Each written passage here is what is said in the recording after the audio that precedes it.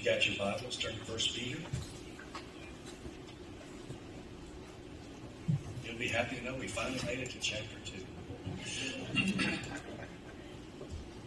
While you're getting there, I'll read this to you. Ramsay MacDonald was once Prime Minister of England. He was discussing with a colleague in the British government the possibility, they were just having a conversation one day, and he was espousing the hope, the possibility of negotiating and achieving a lasting peace with their adversaries, other nations.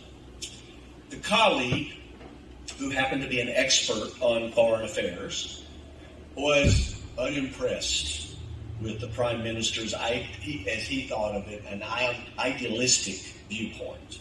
He remarked cynically to MacDonald, "The desire for peace does not necessarily ensure that it will happen." MacDonald admitted as much, saying, "Quite true, but neither does the desire for food satisfy your hunger, but at least it gets you started toward a restaurant." Today we're looking at a shorter passage, which, though it may not contain many words, nevertheless, I believe has a profoundly important message for us. Now, not profound in the sense that it is deep or hard to understand necessarily, but profound more along the lines that if we will accept it and practice the truth that Peter is sharing here, it will have an enormous effect, an impact on our Christian walk with God. And you'll see why as we hopefully get into it. Well, actually, I already know. We're only going to get through half of this today. 3 verses and still part 2. But anyway, as the opening story suggests, though, Peter is addressing in these verses our desires, or as I am using it in the title, our appetites. The desires, he's talking about the desires of the appetites that should and should not be present for a follower of Jesus. And, as we saw in the story, the exchange between Ramsay MacDonald and his colleague in the government, it is natural that our desires, our appetites, those things will give direction to our subsequent development, to our attitudes, the attitudes we possess, the things we go after, our endeavors.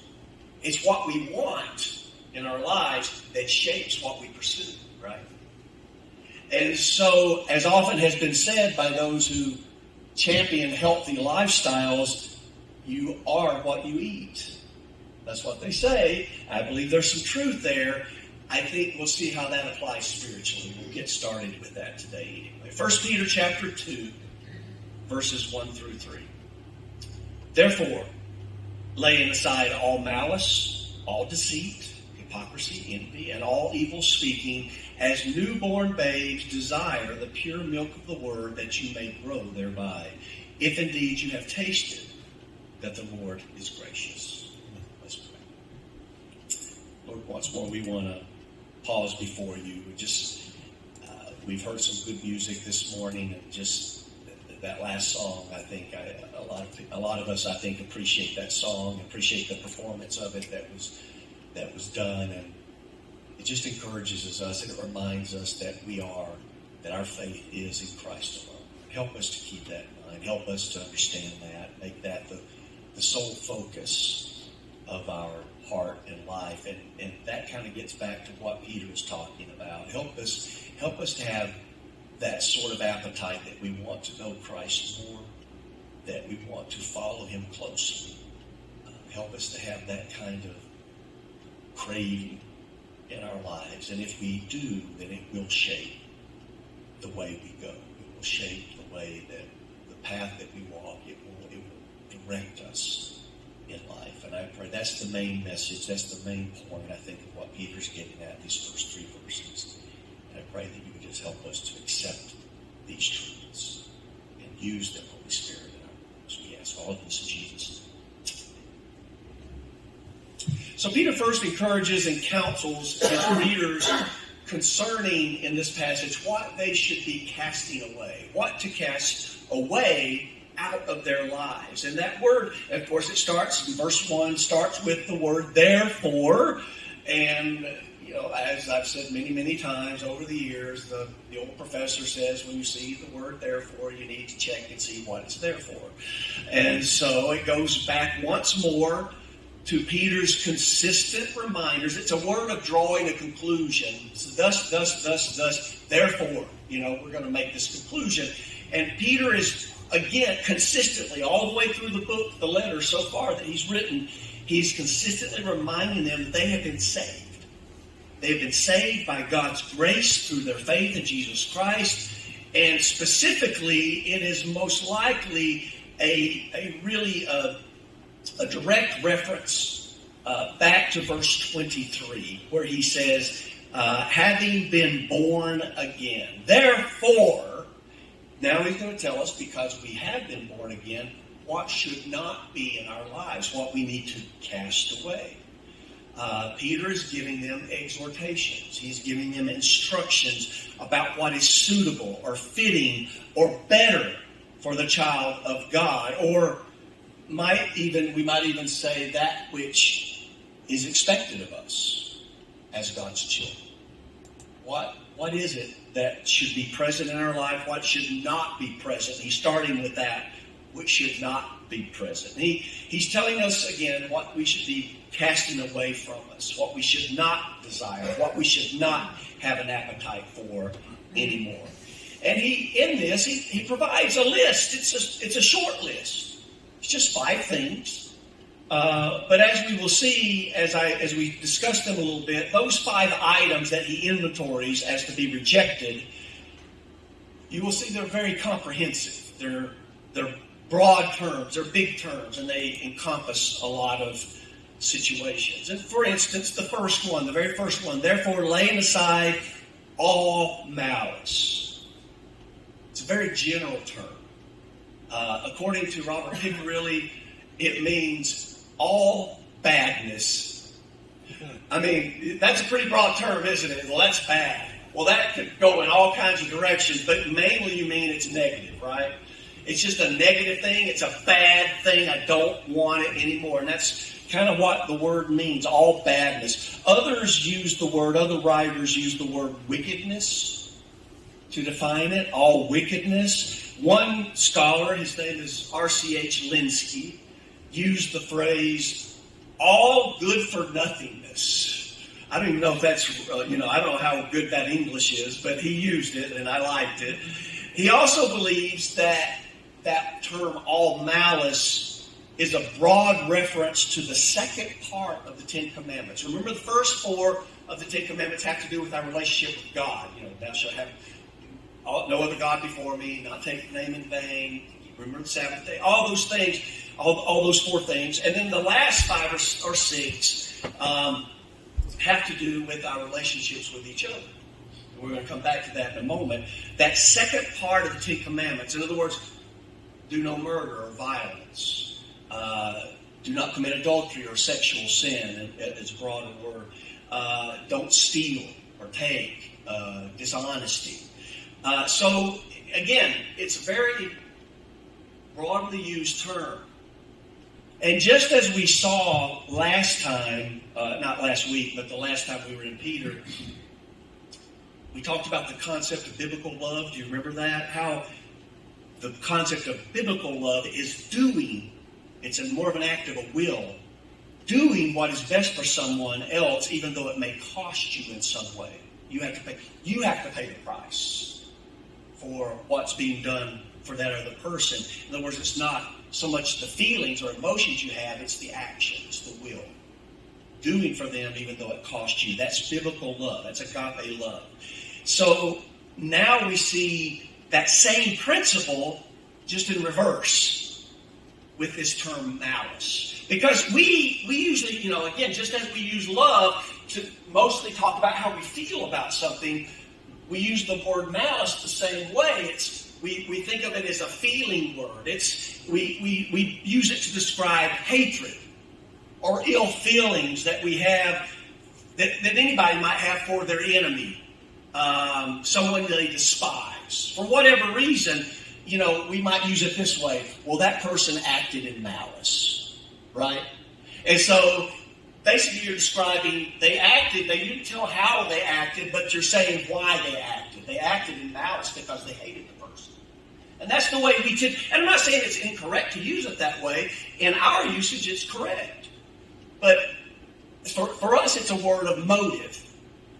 But for Peter and the Greek word that he's using, biblically, he's using it to describe the actions themselves. So in other words, he's not using the word malice to describe why you're doing it. He's using the word malice to describe what you're doing. He's saying that we need to lay aside treating others badly. We need to lay aside behaving wickedly, acting as if they are the people that I'm interacting with is good for nothing, therefore I can treat them however I want. That's what he means by the word malice. Again, that encompasses a lot of territory, doesn't it? Any negative or bad action toward another, and usually the motive is, well, we're going to come back to the motive. I'll come back to that later. But basically, he's saying you shouldn't be acting badly toward each other. Remember, he's talking to churches. We'll come back to that too. Second term, deceit. All deceit. Laying aside all deceit. And that word also invokes the commandments. We're instructed not to bear false witness. Or in other words, God is telling us in the Ten Commandments we ought to tell the truth. Always tell the truth. But this word, deceit, the Greek word, is also translated guile. You ever heard that word, guile? He used guile on me. What does that mean? He means he used slyness. He's being clever with me, fooled me. Some writers use the word treachery to further refine it and define it. So I think the intent that Peter has here with the word he's using goes a little beyond just telling the truth when you're asked a question. In other words, it's not just that you're on the stand, you swear to tell the truth, the whole truth, nothing but the truth. This is more about, and then the prosecutor and the defense attorney asks you questions, and you're supposed to tell them answer exactly how, what you believe the truth to be. It's more, he's going beyond that. It's not just answering truthfully a direct question. It refers more specifically to trying to take advantage of someone else by duplicity. Trying to defraud them by telling them lies. Now, if you have an email account, you know what that looks like. I have had more people on the verge of death, and mostly from England, it seems, trying to contact me through their barrister, through their lawyer, in order to bequeath millions of pounds sterling to me. I have had contacts from several folks from Africa, mostly royalty, by the way. Maybe, do you know any of them, Judea? Trying to obtain my help in a business deal or trying to get some funds safely into the United States in a financial institution. And if I'll just help them, they'll cut me in. Sounds like a good deal, doesn't it? Oh, yeah. I've had many lottery winners who have somehow gotten my email and obviously have heard how deserving I am, and they just want to share their good fortune with me. Or maybe even send it to the charitable organization of my choice, which would be this church, of course. I've just never understood, though, since they already have my email, why do they need all this other information from me about myself? Right? So it's for me to get that windfall. It just becomes too much work. I mean, who knows their own driver's license number by heart? I don't want to go get my wallet and look it up. So I just don't bother with any of it. And of course, I'm being facetious in that all this is fraud. In fact, it's interesting. This form of dishonesty is usually called, you know what it's called? Somebody tell me. What's it called? What? Lying, but I mean specifically computer. Spam. What? Fraud. No. Scam. Scam, not scam. I'm looking for a specific term. They use it computer-wise. Phishing. Thank you. Phishing with a PH. Phishing, they call it. And interesting enough, several commentators mention that this verb, the verb form of this word for deceit that Peter's using here in our passage, you know what it means? The verb of this same word? It means to catch with bait. To catch with bait. And that's exactly what we're talking about here. Defrauding, trying to lure someone in, telling them a lie, telling them something they want to hear, getting them, finding that gullible person and reeling them in for your own gain, to catch with bait. And that's what Peter's telling them not to do. Don't take advantage of and defraud a gullible person for your own gain. Don't do that. The next word, the third word, is hypocrisy. And I'm not going to spend a lot of time on this because we talked about this a lot in chapter 1, verse 22. It says, since you have purified your souls in obeying the truth through the Spirit, in sincere love of the brethren, love one another fervently with a pure heart. And I spent some time talking about the opposite of that, what hypocrisy, that there's a word connected with that was... hypocrisy, is where we get our word hypocrisy. And it means basically to play a part or act in a way towards someone else that is not real, it's not genuine, it's not true. It's another form of deceit. It's another form of dishonesty, usually, again, founded in a negative, selfish, ulterior motive. And that's all I'm going to say about that. We kind of think you know what hypocrisy is talking, what he means by hypocrisy. The fourth term, envy. Piccarilli again mentions this word could also be translated jealousies. And I think we often associate those two words, envious, being jealous, are pretty much, 6 of one, half a dozen of the other. There may be a slight differentiation if you're a wordsmith, I guess. But most people interchange them freely. We all know what those mean. We know what, we've probably felt a tinge of it here and there, haven't we? Envy. Jealousy, as we travel through life, that feeling you get when someone else has something that you would like to have, something, maybe in their physique or in their personality or in their possession or in their position or in their prestige. Boy, I'd like to have that. I'd like to be like that person. I'd like to have what he's got. I love that house. I love that car. I love that job. I love the fact that everybody loves him or her. I love how popular they are. All those things. I wish I could have that. And this one, of course, recalls another of the 10 Commandments. It's which we should not covet the things that belong to another person. And as I said, it is common. And I think that's something that all of these have in common, is that they're common. A lot of people experience these feelings. That's another reason Peter's laying them out the way he is. In fact, I think Peter himself could relate very strongly to how insidious and dangerous that little green monster, we call it sometimes, jealousy, can be. In Matthew 20 through 24, we see an episode in the life of the apostles as they're with Jesus while he's still on the earth. Then the mother of Zebedee's sons came to him with her sons, kneeling down and asking something from him. And he said to her, "What do you wish?" She said to him, "Grant that these 2 sons of mine may sit, one on your right hand and the other on the left, in your kingdom." But Jesus answered and said, "You do not know what you ask.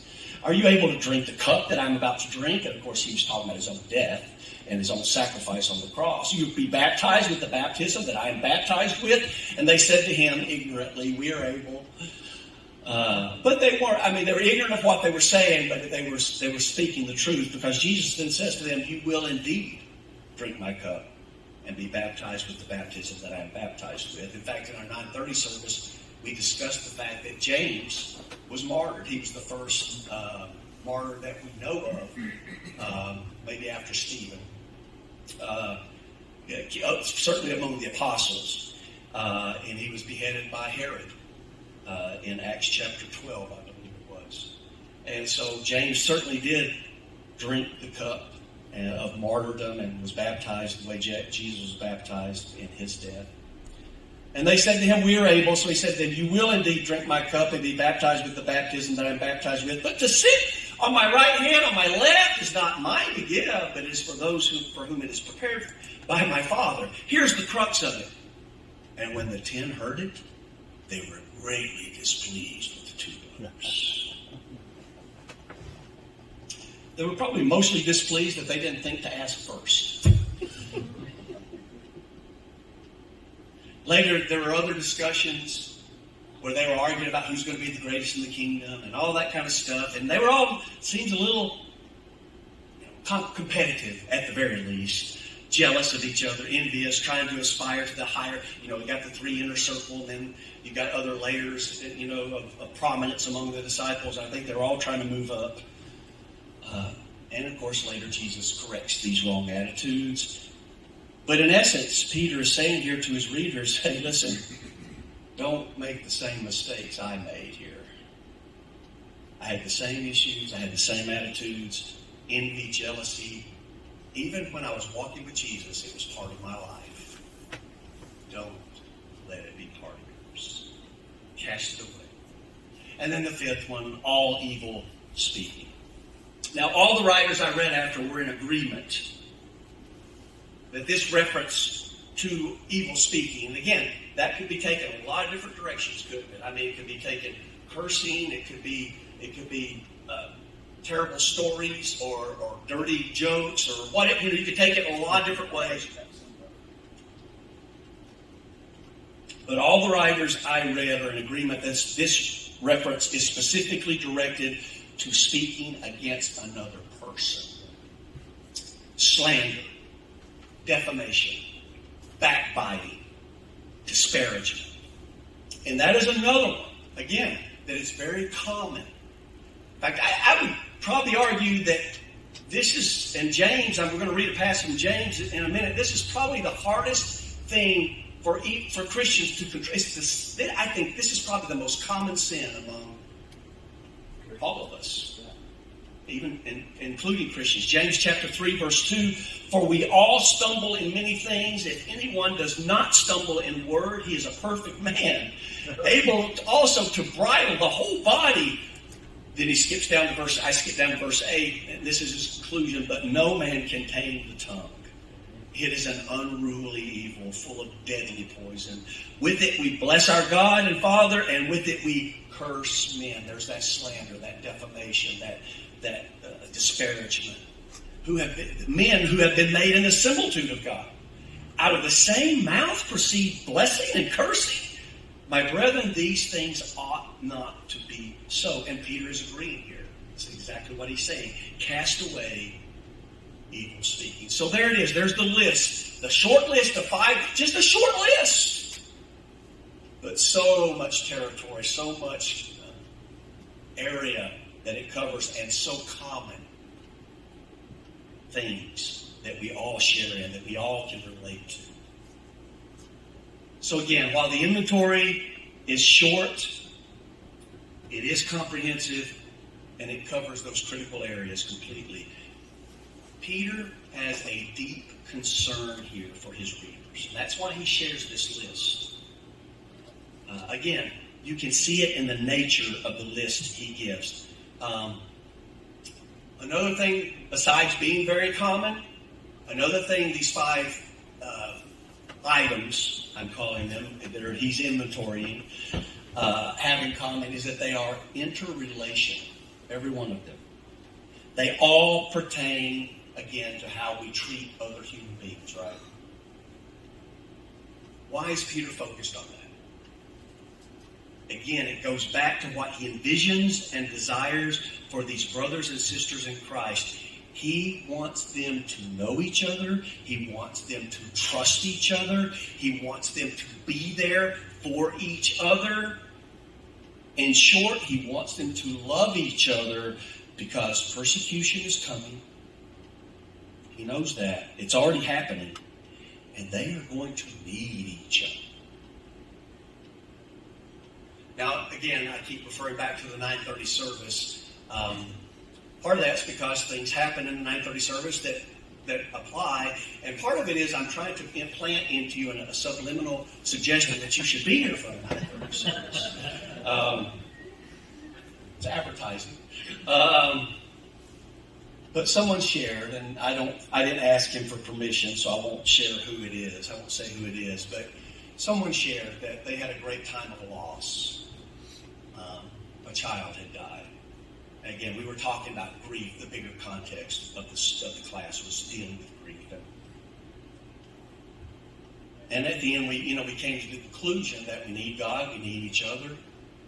And this person's testimony was that, he basically said, when we had that loss, him and his wife, I almost said her name, I would have told you who I was talking about. If we had not had the church rally around us, the church I was in rallied around us, and the term was they just loved on us in the midst of our loss and our hurt. And they let us know that they were there for us, and they did everything they could in their power to help us. He said, I probably would have gone crazy if it hadn't been for the church.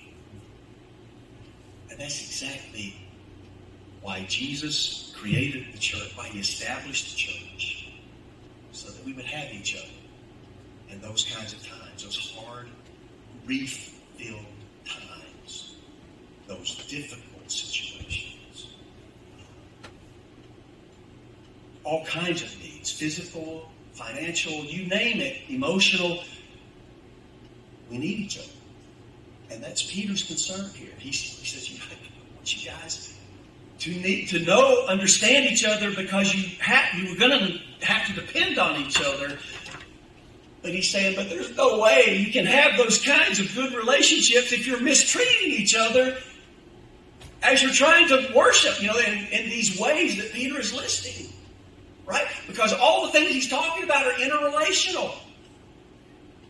Malice, treating each other badly, deceit, fooling each other for your own gain, hypocrisy, not being truthful and genuine with each other, wanting what each other has and working against them because of that. He's speaking evil of each other. You can't have the kind of relationship we need to have as a church and have those kinds of behaviors going on. It just doesn't.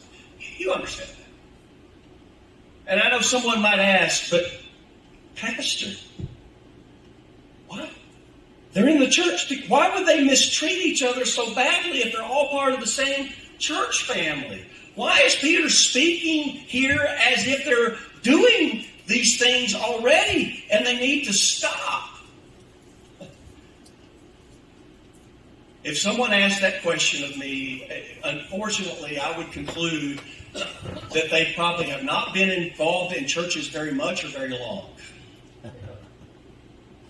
Sadly. We don't know for sure, of course, what was going on in these churches in Asia Minor that Peter's writing to. But the answer is that it may well be that they were actually already mistreating each other in certain ways. And maybe Peter had got some reports of that. We know that that's true of Paul's churches. It's interesting that Casey picked some of the 1 Corinthians passages, because I'm going to share one as well and talk about the church in Corinth just a little bit. Now, of course, these are not Peter's letters, they're Paul's letters, but he dealt with some of these same issues. That church in Corinth was something else. In chapter 11, verses 17 through 22, now in giving these instructions, Paul had just been giving them a lot of things that they need to be working on as believers and as a church. Now in giving these instructions, I do not praise you, since you come together, not for the better, but for the worse. He said, actually, when you get together, things get worse. That's sad. For first of all, when you come together as a church, I hear there are divisions among you. Casey talked about those. The schisms, the antagonism. And he says, and in part I believe it, for there must also be factions among you, that those who are approved may be recognized among you. Therefore, when you come together in one place, it's not to eat the Lord's Supper, For in eating, each one takes his own supper ahead of others, and one is hungry, and another is drunk. What? Do you not have houses to eat and drink in? Or do you despise the church of God and shame those who have nothing? What shall I say to you? Shall I praise you in this? I do not praise you. So there are some things going on in the church in Corinth that were not pleasing to the Lord. They were obviously not pleasing to Paul. They were not helpful to each other. And sometimes I wonder if the purpose of God's purpose for having Paul write the Corinthian church, 1st and 2nd Corinthians, is for the encouragement of preachers today who have troubled churches. You know, I mean, they read it and they think, wow, if it was that bad for even Paul, maybe I've got a chance here. I mean, there were some really bad things going on. That's in the first century, right there after Christ. You know, I mean. But that's the thing. It doesn't matter what century it is. It doesn't matter who's trying to lead. It doesn't matter, you know, none of that matters. Churches are always going to be made up of people.